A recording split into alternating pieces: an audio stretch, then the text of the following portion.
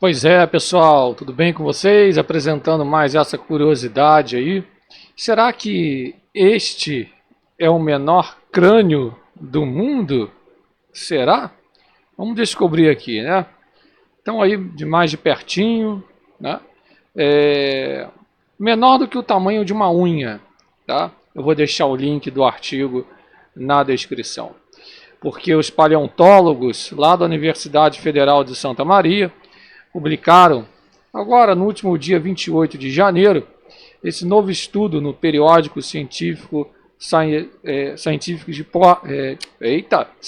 Reports, apresentando um pequeno crânio fóssil de uma espécie realmente inédita, tá? Fenomenal. Parabéns aí ao pessoal envolvido, a equipe envolvida. O fóssil, encontrado no interior do Rio Grande do Sul, revelou detalhes inéditos sobre os ecossistemas terrestres que existiam há cerca de 240 milhões de anos, tá? Isso antes daquela ascensão dos dinossauros. Então a gente está falando do período Triássico, entre 201 e 251 milhões de anos atrás, logo após uma das maiores extinções em massa da história da Terra. A vida passou por um intenso processo de diversificação e também de recuperação.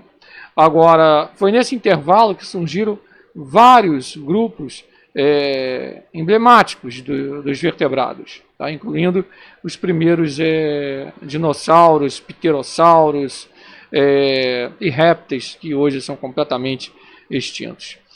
Entre esses grupos estavam os pararrépteis, uma linhagem antiga que sobreviveu a essa grande extinção e desapareceu antes do fim do Triássico. Eles não eram nem dinossauros e nem pterossauros, estavam num grupinho ali, digamos, intermediário. Agora, foi nesse contexto que uma nova descoberta no sul do país trouxe informações inéditas sobre esse enigmático grupo de vertebrados, tá certo? E descreveu justamente essa espécie de pararréptil, tá?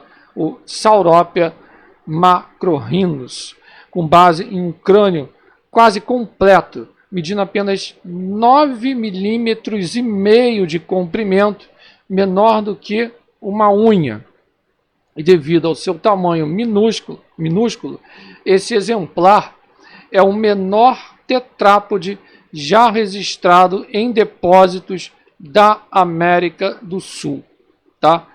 O fóssil foi encontrado no município de Novo Cabrais, no Rio Grande do Sul, pelo paleontólogo Lúcio Roberto da Silva, durante uma saída, um trabalho de campo, né? Os paleontólogos, biólogos, né, desenvolvem muito isso, realizado em conjunto, inclusive com o médico ali, Pedro Lucas Porcela Aurélio. Então essas rochas que preservaram o exemplar pertencem a depósitos de cerca de 240 milhões de anos. Então uma época em que os ecossistemas eram dominados por vários ancestrais, como crocodilos, jacarés, os continentes unidos ali pela Pangeia. Em virtude do tamanho extremamente reduzido, eles precisaram realizar a limpeza do fóssil com agulhas, sob lupas de aumento. Em seguida, o paleontólogo submeteu isso a tomografias computadorizadas, revelando detalhes impossíveis de observar claramente a olho nu. Então, com esses dados em mãos, os pesquisadores reconstruíram modelos tridimensionais do crânio, permitindo uma análise muito mais minuciosa. Assim, foi possível constatar o quê? A presença de características únicas, indicando que se tratava de um animal até então desconhecido pela ciência. A gente tem a reconstrução desse pararréptil. Olha ele aí, com mais detalhes agora. Pronto. Explorar um pouquinho disso daí.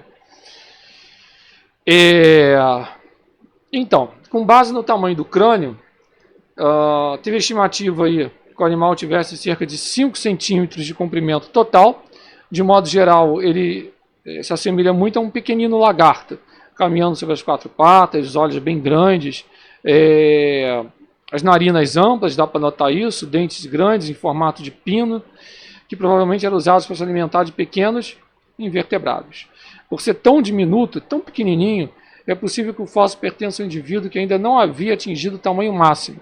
Essa condição inspirou o nome do animal, Saurópia, tá? Que combina ali o termo grego saurus, lagarto, isso muito óbvio, e a palavra regional piá, usado no sul do Brasil para se referir a uma criança.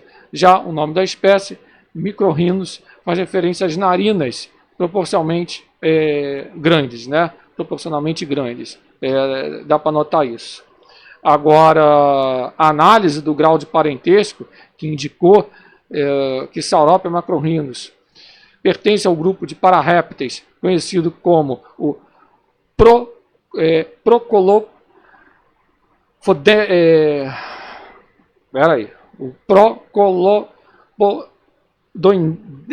falhou aqui, gente. Procoloponoidea, tá?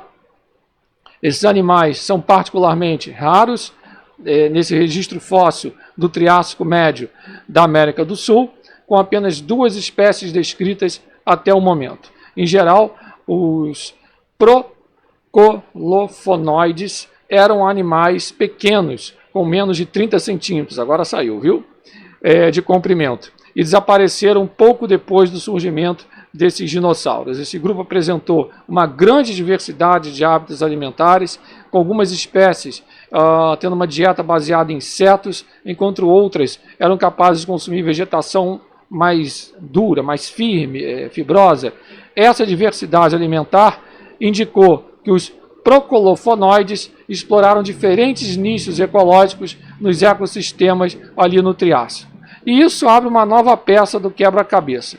Deixa eu colocar aqui esse sítio, tá? Vamos lá. Então, reconstruir essas teias alimentares de ambientes pretéritos, bem primitivos, é um desafio para os pesquisadores, uma vez que essa ação depende da descoberta de muitos fósseis. Nos últimos anos, diversos novos achados, oriundos da região central do Rio Grande do Sul, têm tornado mais clara como era a composição dos ecossistemas há 240 milhões de anos atrás. Contudo, nunca um animal tão diminuto, tão pequeno, havia sido encontrado em meio aos fósseis de outros organismos muito maiores naqueles sítios fossilíferos, né? Assim, a descoberta do pequeno Saurópia macrorhinos traz mais uma peça para compor esse quebra-cabeça, sim, que os paleontólogos tentam reconstruir. A nova espécie pode ter feito parte da dieta de outros predadores ligeiramente maiores, como um pequeno precursor dos crocodilos, né? Os Parvósucos aureloi, tá?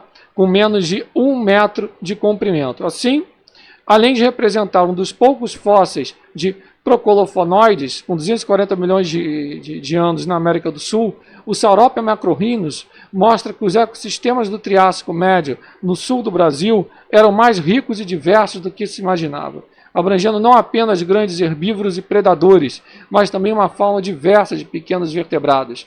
Esses animais desempenhavam papéis variados em teias alimentares, em cadeias alimentares, muito antes do domínio ecológico dos dinossauros, tá?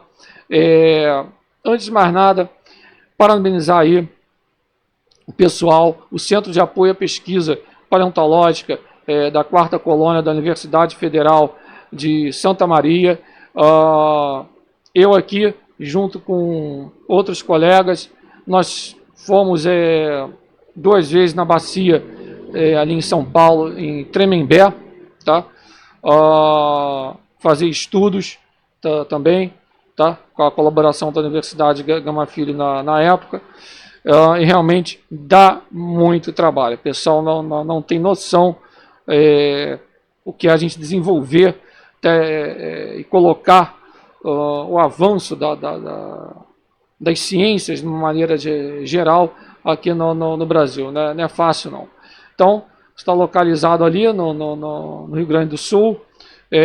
O centro, inclusive, integra o Geoparque 4ª Colônia da Unesco e abriga uma importante coleção de fósseis do Triássico, tá? Brasileiro, além de uma exposição aberta à visitação gratuita, tá?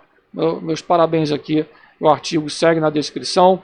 Não deixe de compartilhar, faça o canal crescer, doação para quem puder aí, chave está na descrição, está no QR Code, inscreva-se, compartilhe e também inscreva-se no Alerta do Tempo, torne-se membro lá do melhor canal da previsão do tempo. Um forte abraço, tamo junto.